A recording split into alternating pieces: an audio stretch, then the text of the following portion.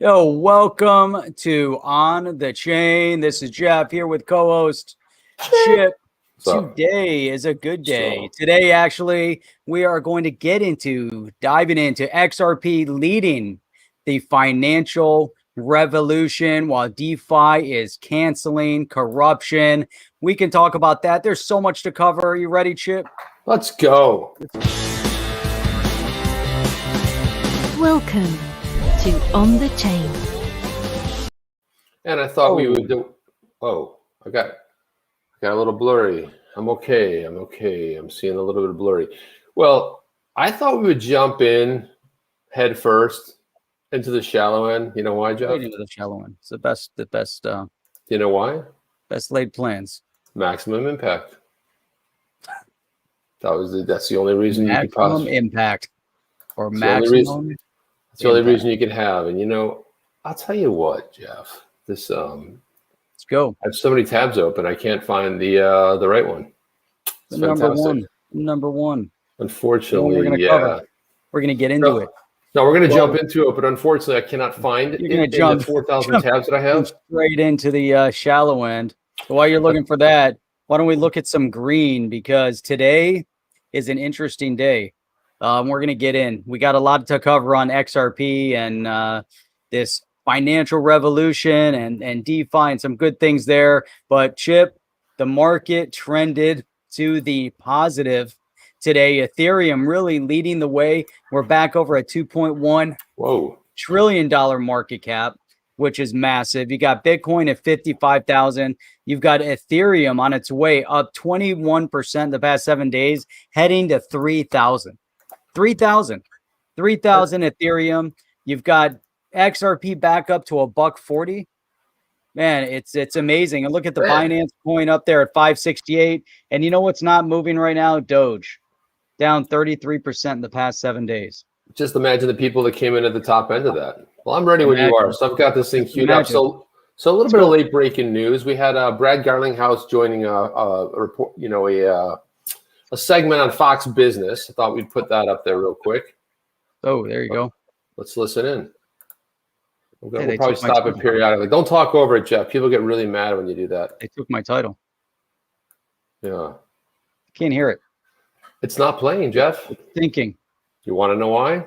She looks really upset. She's like, crappy platform. My video isn't thinking. Let's get to the man in the eye of the storm, Ripple CEO Brad Garlinghouse. Okay, Brad, epic moves in XRP, but you say that XRP is a currency. Where does the suit with the SEC stand? Look, I feel really good about the progress that has been made in the courts so far. He feels good about the progress made in the courts so far. You know what I don't feel good about? That a guy who's leading a $10 billion company has got more echo than the echo chamber. In those fun houses. Hello. Anybody here? Here. It's good, though, man. The tie looks good. Jack looks he looks fantastic. But my God, can we buy the guy? Listen, those professional podcast mics that Elon, or what's his name, Joe Rogan uses, they're $400. Can we all chip in the community and buy him one? I mean, gosh. There you go. Send him some XRP. I'll send him some XRP. Let's listen in, Jeff.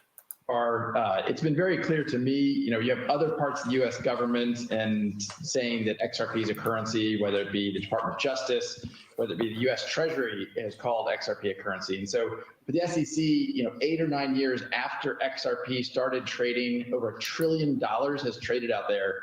For them to say, hey, we now think it's a security, you should have known that all along, that seems like a pretty hard to swallow. And look, Commissioner Persis deserves that crypto mom moniker, because she really has been supportive of the industry and really championed the need for that clarity that hopefully will now get through the court process. So he commends Commissioner Pierce because he's given that title back. We've stripped her of it.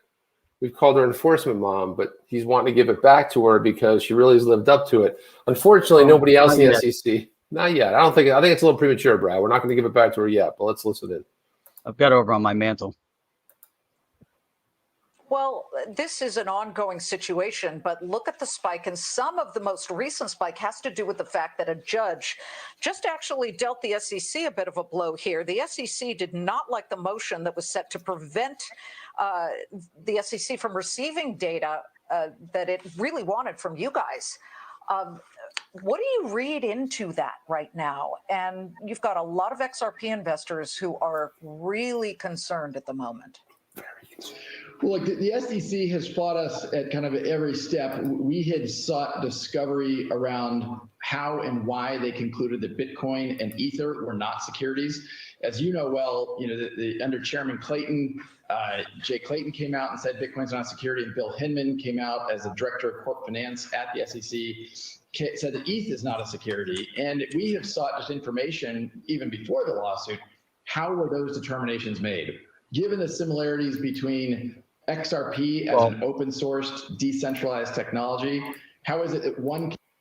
Well, yeah, Chip, look at that point that he's making. And it's amazing because everybody gravitates back to this theme that both Hinman and Clayton came out and made statements about Ethereum and Bitcoin not being securities because they recognize these guys in their official capacity, making statements in a public setting as a representative of the SEC, making those statements. It might be their personal opinion, but they're in their official capacity. And Brad Garlinghouse referenced it. Obviously, his lawyers referenced it in court when they came out and they said, well, we want to see all the communique that went on in regards to those statements. Where is it? You can't just come out and make the statements and then fall back on, oh, no, those are my personal opinions. But apparently the SEC does that. But Jeff, though, I mean, to your point, there's nothing in the SEC. It's an enforcement agency. It's a government regulator. They don't make legislation. They simply take existing laws on the books. So where are they going to write it? Where is it officially on the books of the SEC? There's nowhere. I mean, I do like that. Here's one of the things that's different about this interview. For once, the presenter, the host, finally says, XRP holders are concerned. Investors are concerned out there. I love that. I mean, she brought this very friendly versus like talking up in the air about, typical CNBC or Fox Business where they focus on the business.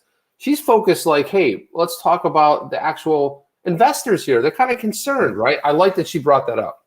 I like this statement also that while they're hosting the interview, they got that right there.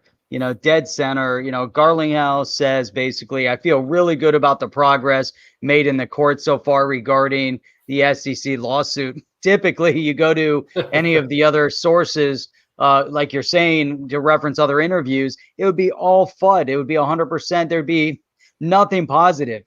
And here he is saying positive. All they do is focus on the SEC, Lamb base, Ripple or something like that. And here you go. You got it. It's nice. And it's a nice interview too, because they got the Dow up, 43, showing some green. It's a nice place where you stopped right there too, And she started the interview nicely too, talking about XRP has been up largely because some of the missteps of the SEC. So again, it's a little bit of a different interview. I think she really did her homework, but I think she also understands the market a little bit better. You know how to craft the right questions. And Brad is really on point in this interview. This is one of the better interviews I've seen him in a long time. He's like Brad Garlinghouse. He puts that suit on and he turns into Brad Garlinghouse leading a $10 billion plus company. Yeah. And he's just right on, right? It's kind of like when he's on with Julia from CNN. What's her name? Julia Child. No, that was the famous cook. Julia Chatterley. That's it. Sorry. Julia Child. No, not her. It's Julia. No, Chatterley. Sorry about that, everybody. But let's listen in. Man, before you move on to look at where we stop here. We got Bitcoin up $978. It's up 1.8%. Then you look over at the Dow up $43, up 0.13%. So the Dow's up 0.13. You've got Citigroup. Think about how long and how large Citigroup is, up 70 cents, sitting at 72. And then Bitcoin making this big transition, big numbers, $978 up, even the 10-year yield. So Bitcoin in the day is up high, it's up, well, the 10-year yield up 1.6, that 1.6%, 30-year 2.2 on Bitcoin. Look at that achievement. That's 3 amazing, months man. up 71%, so it's amazing. That's big. Nice contrast. We're not even halfway through. It's a nice interview. It's a nice length too. So let's listen in and let's see what Brad has to say. Can be determined to not be a security, and the other is a security. And so if it's not obvious to us as experts, how could it be obvious to the industry? And really, the SEC did. Jay Clayton bringing this lawsuit did a lot of damage to those XRP holders. The day the lawsuit was filed, $15 billion of value was driven out of the XRP ecosystem, and that affected the exact people that the SEC is empowered to protect. Okay, so he says something really important there. He says, it's obvious to us as experts that XRP is not a security, but it's not obvious to somebody who's not an expert that they think it's a security. So that was like that was a nice jab. Like, that was well done by Garlinghouse, I gotta say. I like that. Well prepared.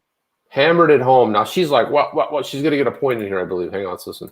That's what kind of Let point. me play devil's advocate. I Oh, get what the SEC at least is trying to say. You just called it a technology. The question is, are people using it to buy and sell things, which is what traditional currencies do? And when we start to see that PayPal's accepting Bitcoin and all these other companies are ready to accept it, where does XRP stand? Are you striking those kinds of deals with Expedias of the world and Morgan Stanley and Venmo? Well, look, the great thing is we don't even need to strike those deals. As an open source technology, there are literally hundreds of different projects around the world that use XRP in lots of different ways, including for payments. One of the leading companies that provides infrastructure to accept payments via crypto is called BitPay. I happened to see just before we went on air a new one called Rocket Fuel, and they accept XRP to enable payments in real time. And this is one of the many examples of how XRP is not a security. It's used as a currency. Ripple has used it as a currency to solve that cross-border payments problem, which is such a big problem, whether it's for immigrants or even corporations. Solving, and as really the global economy grows, solving cross-border payments is a really compelling use case for these technologies. The SEC accuses you guys of harassing them. Okay, so this is a good one too, right here. So I love that the SEC accuses them of harassing them. How do you love? I mean, that's just every time I hear that, it's just unbelievable. Well, his answer is great, dude. Them of being harassed, and you just look at it, look at his face. He's like, what? Just that look back. It's like, what in the world are you talking about? You gotta listen to his answer on this. Me? Yeah, like this is, and it's 100%. It's like, but his explanation of it not being a security, and she came out, well, Bitcoin and all these others, you're able to use them, and he brings out BitPay, and all the use cases. We also brought up Rocket Fuel. It's funny, if you guys were watching Twitter today, Rocket Fuel said, "Hey, Brad Garlinghouse, we're using XRP, blah blah blah blah," and everyone's like, "Show us." Is it really using it? Is it real? And then because they tagged Garlinghouse, and then I'm like, well, come on, I mean, and they're like, this isn't real, and the XRP army was hitting them, but he mentioned it. Imagine he goes on this interview, they tagged him today, and now and Rocket Fuel's using it. They're all like, yay, he mentioned us. So yeah, let's listen. So I backed it up a little bit because I think it's really important when she starts talking about the SEC, and I love his answer here. Listen to this. SEC accuses you guys of harassing them as it pertains to their search for discovery, for more information. Are you harassing the SEC? I mean, it's hard for me to imagine a small company like Ripple against the United States Securities Exchange Commission could be described as harassing. Jay Clayton under his leadership decided to bring this lawsuit, and we're going to defend ourselves. We think it's so important, and as Commissioner Peirce has said, it's so important for the industry to have clarity. Innovation here in the United States, in some ways, is on trial. We want innovation here in the U.S. around crypto, around blockchain to thrive. And without that clarity, that innovation goes to markets where there is clarity. I mean, one of the ironies is the United States is the only country on the planet that has viewed XRP as a security. Whether it's Japan, the UK, Switzerland, Singapore, they all view XRP as a currency. Yet here at home, where Ripple is headquartered, the United States SEC has taken a different position. Man, dude. Spot on, dude. Spot on. You are the only country that is viewing it that way. Man, he's just like hitting it out of the park. Man, I mean, it's great. This is a fantastic interview. It really is, man. It really and I feel like he's been watching on the chain, this whole time. He's been preparing, listening to how we kind of analyze things. And he's just like, yeah, those guys are spot on. And he's hammering it. Well, it's everything we've reiterated here. But he's nailing it all in this short interview. He's putting a lot in there. He's talking about the only country in the world. And he says, the U.S. is on trial here. Innovation's on trial. And he's absolutely right. Yeah. Okay, let's finish this up, and then we'll get into some more conversation about it. We do not want to be that country that squelches innovation. This is an emerging world when it comes to cryptos and digital payments. We'll be watching it. Brad, please come back when there are more developments here. Great to see you. Great to see you. Nice, man. That end statement.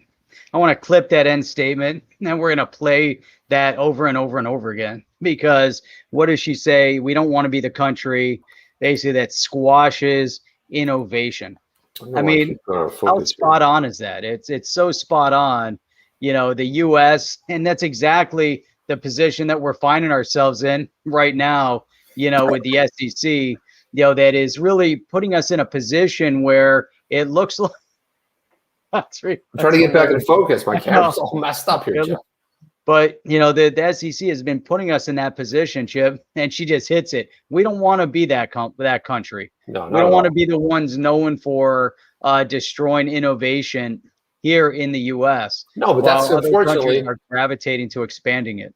But see, it's not just us. I mean, the whole world is waiting, going like, what the hell's crawled up in the U.S.'s butt? I mean, holy cow, everyone's sitting there on pins and needles waiting for something to happen. But thank God for Garlinghouse. If I was a professor and I was grading a dissertation and someone just gave that, I would be like, bam, I would give him a 4.0 in damage. He's damaging the SEC. I would give him a 4.0 in success, hitting every single possible point in a very small interview. I think it's really one of Garlinghouse's best that he's done. Not that anybody really cares what I think, but I think it's solid in the sense of he nailed it, man. I mean, you talk about nailing it. There was nothing he could have really injected into that. He hit all the major points, talked exactly about what everybody's frustration it is. And when he goes, yeah, like a little company like ours is harassing the SEC, it just makes the SEC look pathetic. Yeah, you know who is harassing the SEC? Berserker? Come on, man, Berserker. Berserker. I had a feeling, who else stumbled in here? Also, Wie einst Lily Marlin. That's Sir John. That's Sir John with one of his little lullabies. Lily Marlin. Yeah, it was like an old. It was the Marlene Dietrich song from the 40s or something. Classic. Yeah, behind Lily Marlin. I love that. Yeah, probably doesn't get stuck in my head, but it's also great. Yeah, he's great, man. Sir John. Oh. It's all about me. It's all about you, Jeff. All about me. So, man, you know what? How a perfect follow-up to this segment is, more positive news as it pertains to XRP, because the SEC and all their cohorts are saying that in terms of Ripple or RippleNet and their use case, within the ODL and the development in that space, that they're not making progress. Yeah, you see that? Yeah, go. This isn't 100% XRP related specifically. However, it is a big win when we look at it from the perspective of Ripple, and you've got ample transfers. Now you look at it, you're like, hey, one more member in Singapore. You're like, who's Ample Transfers? Never heard of Ample Transfers before, but this company has been around since 1998. So over 20 years, these guys have been around. And they've been, look at the coverage they have.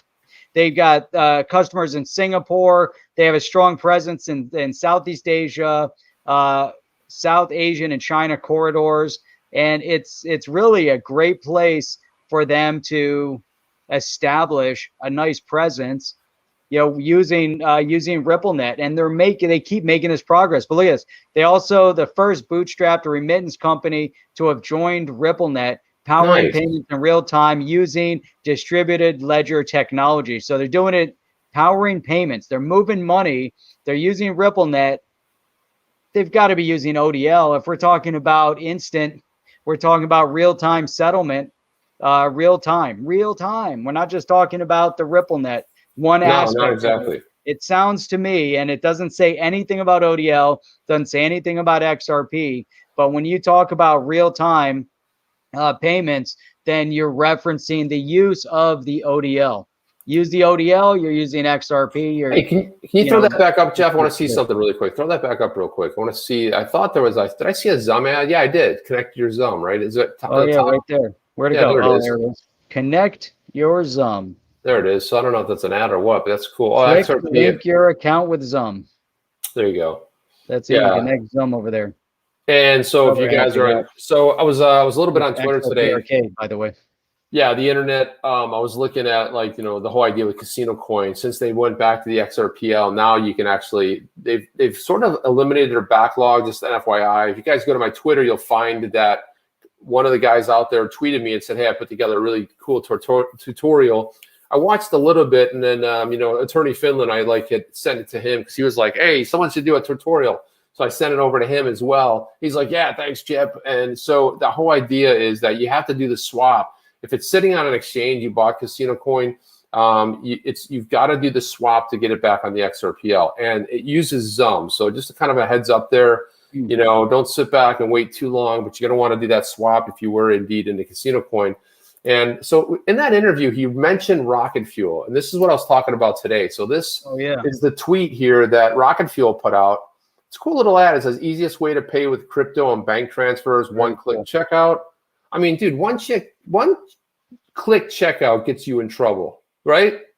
It can totally get you in trouble. No redirects, no forms to fill, purchase globally, no censorship or region restriction. So that's going to tie into our theme tonight, which is the whole idea of DeFi and the whole idea of decentralization, basically killing all the corruption, right? So if you don't have your censorship, free, you can't be stopped. So here's the tweet. Hey, Mr. Garlinghouse, 5 hours ago, right? It's exactly right before he did this interview. I think this interview was at 4 or 5 today.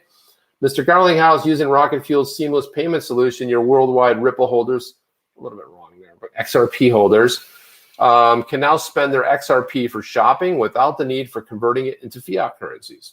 I like it. Rocket Fuel blockchain / merchant. And then let's just jump over here and see what this looks like.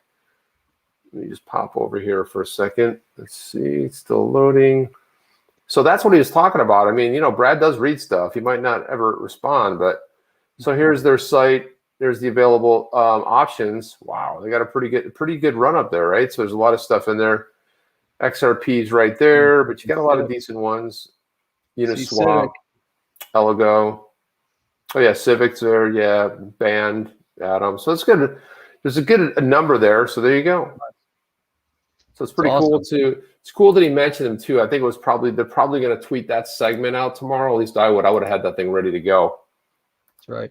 So man, so you just brought up, this concept of moving into decentralization.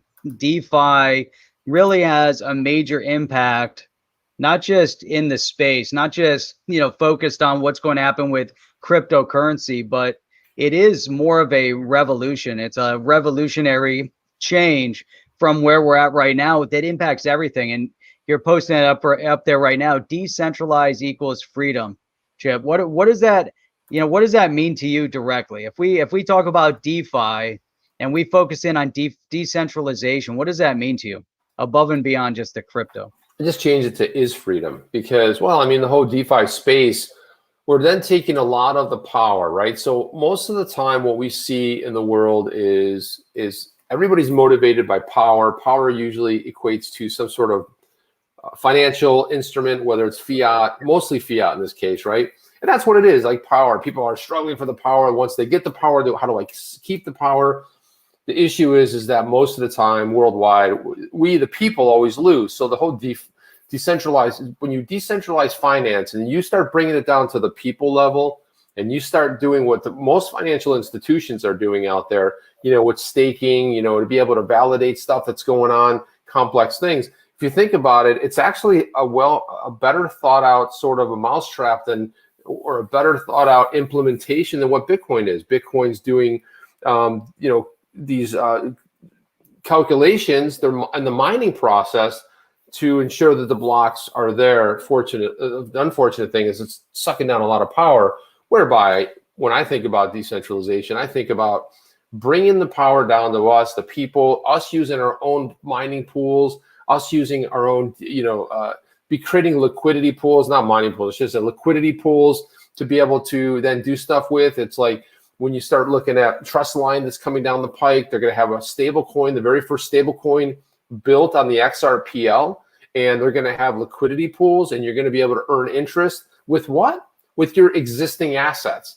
And that's, I think, where we're headed, is that passive income is going to take a large role, and there's a lot more and more projects. A lot of people made fun of SafeMoon, be like, oh, SafeMoon is just another, S coin or this and that. And there's a bunch of projects that came out like it, but they started rethinking about how the reflection works and how, if you get into one of these DeFi spaces, that if you're early in, it's great, right? Because you can really earn a lot of rewards 2 times, 2, 6, 8x. But sometimes what ends up happening is the price collapses and then someone gets hurt. Someone else is like, this is awesome. They get stuck holding the bag, and that's not so cool. But I mean, I want to get your thoughts on this too, Jeff. Yeah, I mean, like, where else? But yeah, I think you brought up some solid points.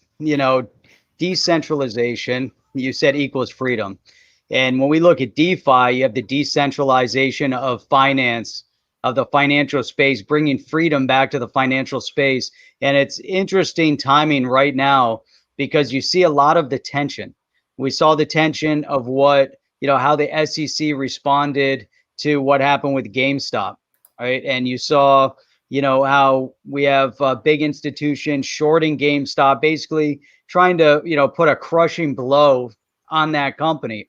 And then you have, these individual traders that are retail traders, and they see, through all the short selling, and they create a mechanism to where they brought back a little bit more power to the people, still not decentralized. They found a mechanism within the system, but then the SEC comes in and they're like, whack, they just smack them back down. Not so much to the big companies, because the financial institutions can get away. They can pay a couple billion in fines and walk away like nothing happened. But then you move into the DeFi, you move into decentralization, and you start, yanking away that control mechanism of what centralization represents, both politically and economically. I think it's really all telling. And we're going to get into, there was a really good article over here that's talking about Bitcoin. And really we saw, and we were talking, we showed that tweet yesterday with John Deaton, talking about Bitcoin, the bankers, the anti-banker. And then it turns out that Bitcoin is the banker coin, not really bringing about the financial change. And this is it right here, So I thought this was, a really interesting article. Bitcoin is not the harbinger of financial change, but DeFi is. And then if you really get down, let's go all the way to the bottom of this article, and this is where we have, some, that's not it. That's the danger, DeFi. I mean, there's a ton in here. DeFi is inevitable. As you start going through it, look, like the revolutionary printing press, smart contracts are the toothpaste that cannot be put back in the tube. I like the way this guy, you have to go and read this whole thing, but it's a great article, Jeff. It really is. Awesome, man. I enjoy, you sent that over to me today. I really enjoyed reading it. There's not too many, it's so well crafted. It really is well done. And then this is it right here. I think this summarizes, here we go. Let's look at these things here. While Bitcoin played a critical role in coalescing this new crypto perception, opened up the door, DeFi is the ecosystem that could be erected to enact a world that is less corrupt. Boom.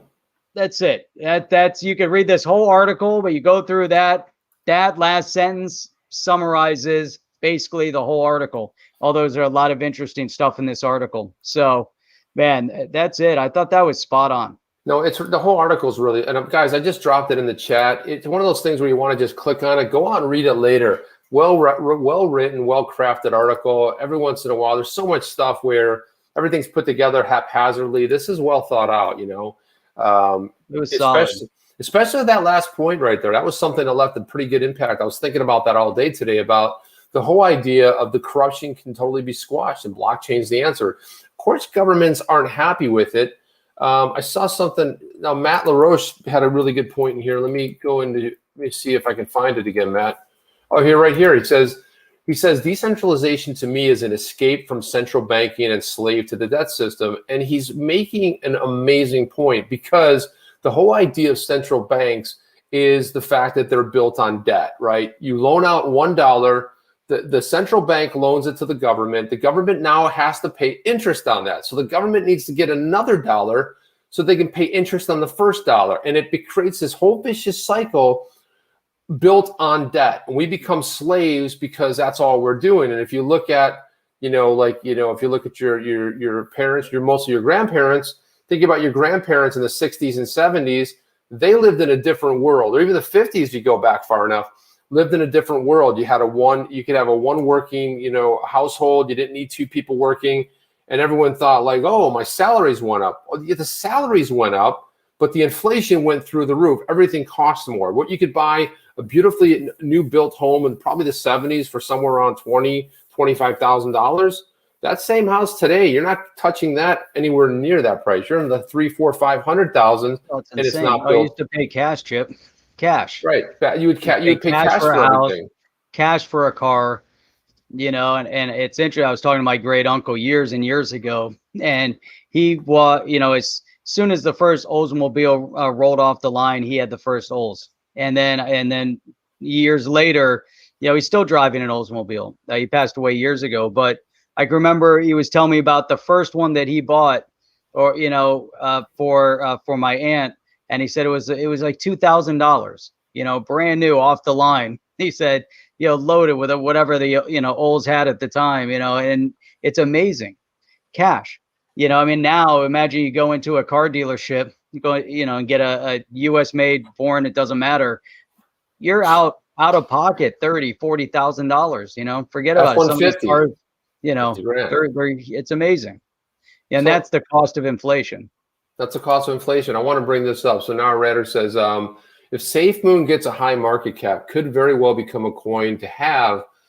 And that's big of not just investing in coins that could fall away. Doge made it to a coin, but it has risk. I look at that too. But you know what? With some of these projects, if you get into them, the whole idea of investing. Now, if somebody knocked on your door back in 2013, 2014 and said, hey, man, would you like to buy XRP? It's going to be the greatest thing. You'd be like, go pound sand, man. Get out of my face. And your buddy would be like, oh, no. You don't understand, man. It's a 0.001. You can buy so many of them. And then what? So the whole idea is that when you're investing, if you can see it early and you can start. But I look at it like, if you're a venture capitalist, they invest in a lot of things, right? Out of 50 things, they expect one thing or half of one thing to really blow up. They know that 49 other ones are going to fail. And if you get in early enough to projects, you put $50 in or $100, and then you see some adoption or you start seeing something happen. But a lot of times, I saw a great cartoon. I don't know where, it's one of these things in passing, but the first frame of it was, hey, do you want to invest in Dogecoin? Nah, it's not worth anything. Hey, you want to invest in Dogecoin? No, it's not worth anything. You want to, and you see the price going up. And then when it got to the top, it was like, yeah, how do I get it? How much do I want? That's like when XRP was up to, high $1.70. Everybody's reaching out to me. And now they're kind of quiet, Jeff. Yeah, that's how it goes. Hey, so, we've heard a lot about wokeness, being green, and centralized power, right? Or just centralization, being centralized. Somehow within this crypto space, they've also singled out, this green idea that Bitcoin uses too much energy and it's going to change things and you have to be super energy efficient as an asset. There's a company out there that's flipping that narrative on its head. And Chip, you brought up, energy inefficiency has helped technologies develop. We were talking about it earlier. And since we're talking about cars were very energy inefficient in terms of the gas that they burned, right? I mean, back in the day, we were using leaded gas, didn't get great gas mileage. I used to have an H2. I don't know if you remember the Hummer H2. Back in the day, we used to have one of those, and it got like 13 miles to the gallon, and that was on unleaded gas. But the point is that car technology has changed and advanced.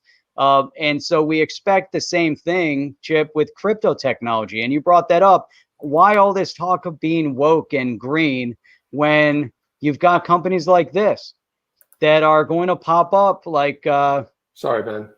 Like this one right here, Crusoe Energy, that's tackling energy use for cryptocurrencies and data centers and greenhouse gas emissions. So here you have an energy company that said, hey, you know what? You have a problem in crypto. You need energy. Let us figure out a way. Well, I like the whole just I guess summarizing a little bit of this story. You had two guys that knew each other since grade school. They kind of came up together. One went up to study computer science. The other one went to go mine go mine the I guess was it natural gas or was it oil? An oil company that the natural gas company that the was a family run business. And then Jeff, what was it? Do you remember exactly what it was in this article that had them thinking like we got to solve a problem? Yeah, I mean, right here, the two founders, they have a solution to two of the largest problems facing the planet: increasing energy footprint of the tech industry and greenhouse gas emissions that have to do with the natural gas industry. Now, Chip, one of the things you'd said a while ago, was really focused on the amount of energy produced. Are they making more energy because you have to mine crypto, or are the crypto miners just using energy that already exists and they're just paying for the energy that they're using? But here, I think they brought up a really good point. They look at this, Crusoe uses excess natural gas from energy operations. I guess I can read up over here too. They're using natural gas from energy operations to power data centers and crypto mining operations. They just raised $128 million from some of top names. That's huge, but they're using excess gas. So there's gas that Well, that's the way to do it. It's like, I mean, but here's what happens. You try to figure out, listen, we become problem solvers. We start solving problems instead of worried about like, well, my God, the world's going to come to it. Well, those stories were in the 70s. They were in the 80s, the 90s, the 50s. This was going to happen and that was going to happen. But you know what happens? Ingenuity around the world. People figure stuff out. They figure out how to do something faster, quicker, better. That's right. And look at this right here. They says, the biggest source of methane emissions is the oil gas industry. Wow. So here they are looking there. They say, okay, what can they do? They're creating this methane. And look at this. I mean, it's amazing. 1.4 billion cubic feet of natural gas is flared daily. That's huge. That's massive. Look at this. Another 500 million flared in North Dakota. And so this is where their focus is. That's a lot of extra, natural gas that's available. And they're redirecting it. They're coming up with a solution. They said, hey, instead of burning it off, instead of not using it, why don't you sell it? It's kind of like I don't know. Do you remember $2 Chuck? The wine $2 Chuck? I don't know if you know that story with $2 Chuck. But a little bit, yeah, a little bit. It was a California one, right?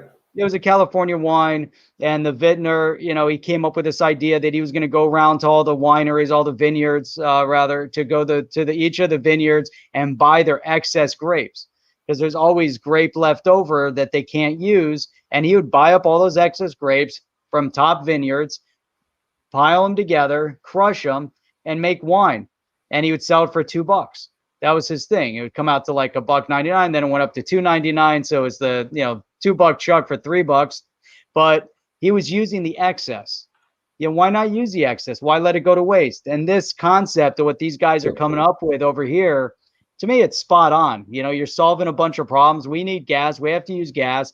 There's methane. There's extra methane. Why not package it together and solve some problems? Jeff, you see that? I saw that. It's coming. They try to focus on cows. Yeah, it's coming, man. But again, this is where Ingenuity comes in, and this is what Brad Garlinghouse so beautifully demonstrated in that interview, is that you're just crushing innovation. It's like when you start putting restrictions on how people can think and what they can do and how they can do it, everybody suffers. And when you start this isn't like a US thing. This is a global thing. Let people do their thing. They're always going to impress you. Don't think for them. Don't try to like put your finger on them.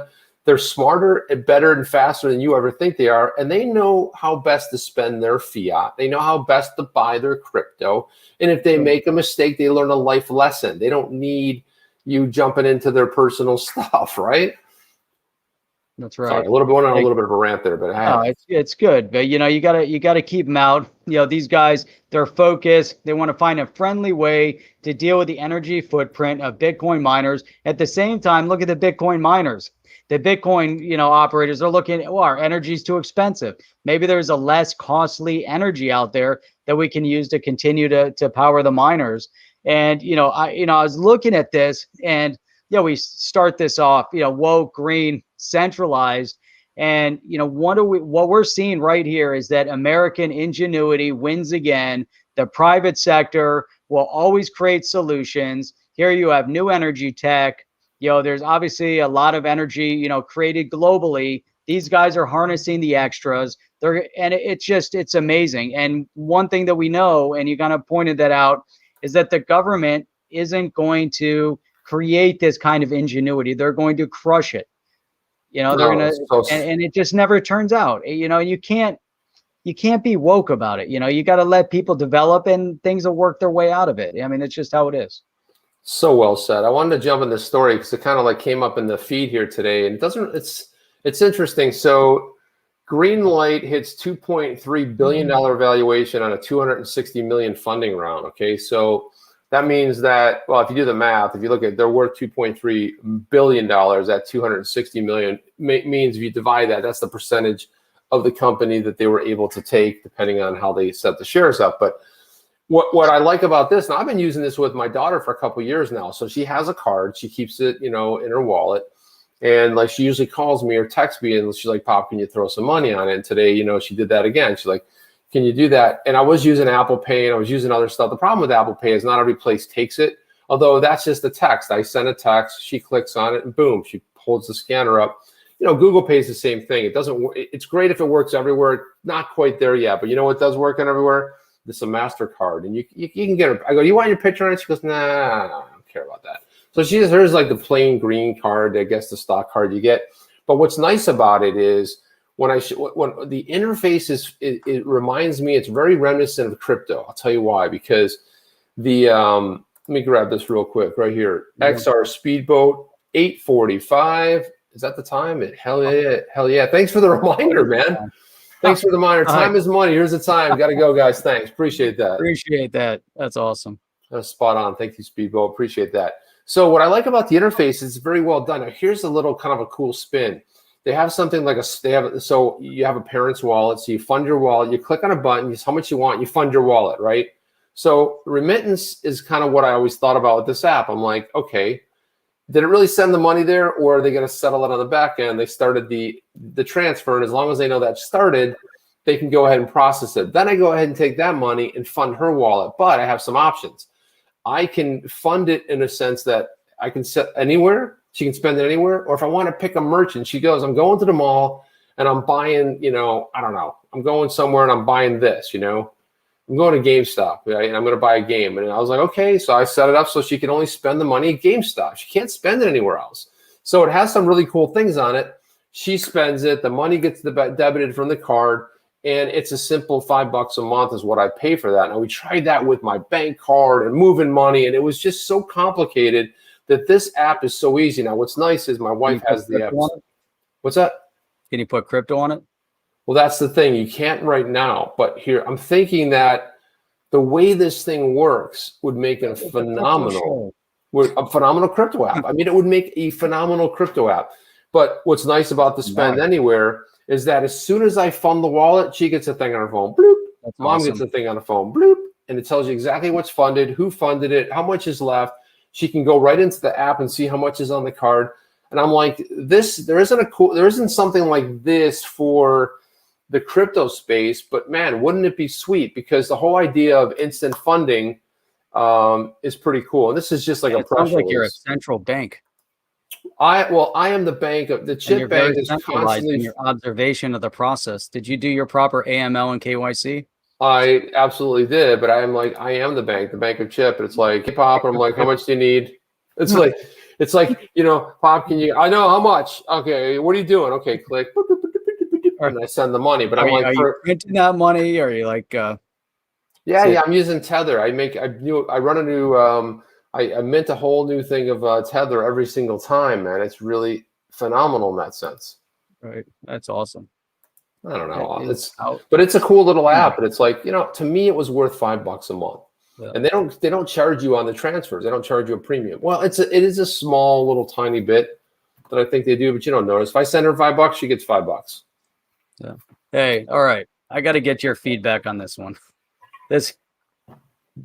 Our buddy David Schwartz, better known as Joel Katz, right? He's comes out with a statement about 6 hours ago. Says, I now personally advocate lowering the XRPL reserve from 20 to 10. I have not discussed this with anyone at Ripple. Thinking about it, I probably should have. It's my personal position. Yeah, he's now become Hester Pierce. Hester Pierce goes out there. We did this. We did that. Here's the official logo behind me. You see that right there? That's not on the chain logo, Jeff. I'm not on my I'm just working on my personal capacity, not the capacity of representing on the chain. Well, yeah, but Jeff, doesn't he have to submit an amendment to the validators to get voted on? So the validators have to vote on it, and so I looked that up, and I went to I'm trying. Oh, here it is, right here. It's right next to it. So if you go to the reserves, and the idea of changing the reserves, and we, years, well, maybe it was years already. There was a video talking about how XRP was going to be unaffordable to most at some point in time, based on the idea of the 20 XRP going into reserve, holding up, wallet cost and all of that. Now, making an assumption that this is what he's talking about here, just based off of the XRPL reserves, and we get into here and we're talking about the reserves. So, with the 20 XRP, he wants to change that down to 10, but he can't change and bring it back down to 10. But you have the base reserve, a minimum amount of XRP that's required for every address in the ledger. Currently, this is 20 XRP. So every time you open up that new wallet, they're taking the XRP, and you can't do anything with it. And that's always been, a bit of an issue. But there has been, some discussion over how you can change it. And you can always go back and you can always vote, to change it within the validators. And I figure there's a certain percentage of validators that can make that amendment. And so it can happen. David Schwartz can't affect that change without it being voted on. But it's interesting because JB's bringing up, when XRP is $50, 20 to create a wallet would be too much. But think about, with XRP right now at $1.50, $1.40, let's say it goes to $2, that's $40 to open up a wallet, Chip. And you can't touch it. That's just when it was $3, it was $60. $60 was taken just to open up your wallet. Yeah, that's a good point. That's a good point. But I mean, but again, let's not get ahead of ourselves. I mean, if you're going to go setting up stuff, if you go, you go set up a wallet on Zum with XRP, you're going to have to pay it. If you set up, there you go. There's. I like Dictator Know-It-All. Is this not a decision to be made by consensus, not just Ripple? But I like the idea that Ripple really has nothing to do with it. No, but some guy in that thread said, "Great, thanks a lot. I just opened a wallet." Like he was all mad that he might have dropped like $10 on it, whatever it was. I'm like, get out of here, man! Like it would have happened tonight. There it is, right there. Yeah, hang on. Some guy said it in that thread. Kind of funny. I feel like it was referring back to this tweet. It's safe to say we'll never see lower than $1 ever again. If the price of XRP stays over $1 for 2 weeks, I'll personally start advocating for a drop in the XRPL from 20 to 10. Top guy, here you go. That was Ripple Brit. I just opened a wallet. Oh, he's mad. Like existing account holders will immediately benefit from the lowered reserve, assuming it does go lower. Look at Patty B. It's just funny. Somebody commented on his use of his parentheses. I'm trying to find. I don't know where it ended up. Oh, was this? At first, I felt negative. Taking the show. Okay. No. Oh, well. There was something in here because of his use. He used double this. Anyhow, that was kind of humorous. This humor. Hey, I want to get into the land of Humor. blurries. What the heck? My camera keeps going blurry today. So look at this right here. Look at this. This is one of those ones that comes up and you go, huh, not a conspiracy tinfoil hat guy, but this is an interesting coincidence. Today, 10 years ago, Gavin Andreessen posted about a visit to the CIA. Shortly after, Satoshi Nakamoto left Bitcoin and never returned. So the way it goes is this chief scientist here, this Gavin Andreessen, he went into the CIA, did a whole presentation at CIA headquarters in June on emerging technologies. And then all of a sudden, never heard from Satoshi Nakamoto again. I don't know. I don't know if it's like it has any bearing. I just thought it was like one of those kind of cool, interesting little tidbits that goes out there, you know? It's interesting. I like it. I like the tinfoil hat. Look at this right here. So look at, if we look at where we are. There you go. Look at, I mean, this is a good bot to follow. This is ODL bot, at ODL bot. Does XRP updates. It talks about whales and stuff. All it does is post automated stuff. But you can always shows you what the market cap is, the 24-hour volume, how many accounts were created. So look at that, Jeff. You had 5,491 accounts, all with 20 XRP that were created today. That's amazing. Right? Amazing. It's insane, right? I mean, an insane amount of money put into the reserves, just sitting there, and nobody can touch it at this moment. Man, that's crazy. Hey, so with all that, what do you think of this? Iran's central bank to allow money changers banks to pay for imports using mined crypto. See you later, dollar reserve currency. Yeah, see, the thing is that the U.S. government, if they were smart, I'm getting a little bit of feedback there, Jeff. Feedback. Yeah, well, I think it's coming through your speaker there. But if Iran, you know, look, I mean, for their part, it's a smart move. Like, yeah, allow people to use all kinds of crypto for that, because why not? They're going ahead and mining it internally, and they're spending it. You know what they're not using? The U.S. dollar, Jeff. They're totally getting away from that. That's right. Look at this. Local crypto mining industry could generate as much as $2 million a day in revenue. So there you have, you know, Iran is definitely suffering, and they're looking and saying, hey, you know, how can we supplement? 2 million a day is pretty decent, you know, for a mining group, you know, over there. So it's interesting. I saw a lot of hoopla about those miners that just came back on board over there in China. So I guess they started picking up a little bit of the hash rate again, because they kind of got back online. I thought this was good too. So you got Forecast News said 12,600 XRP users march with lawyer John Deaton in filing the motion to intervene. Yeah. This was on April 20th. But Deaton chimes in here. He says it's not 12,600 anymore. It's 15,552. And then I tweeted, do I hear 20? And someone says, I'll raise you 21,000. So I was like, 25,000.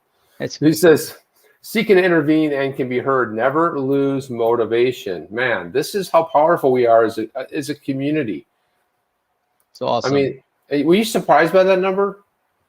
I was happy to see it, because, you know, I know when they were trying to hit 10,000, so hitting that 12,000 last week, and for, you know, Dean to, you know, have 15,000, you know, it's really good to see.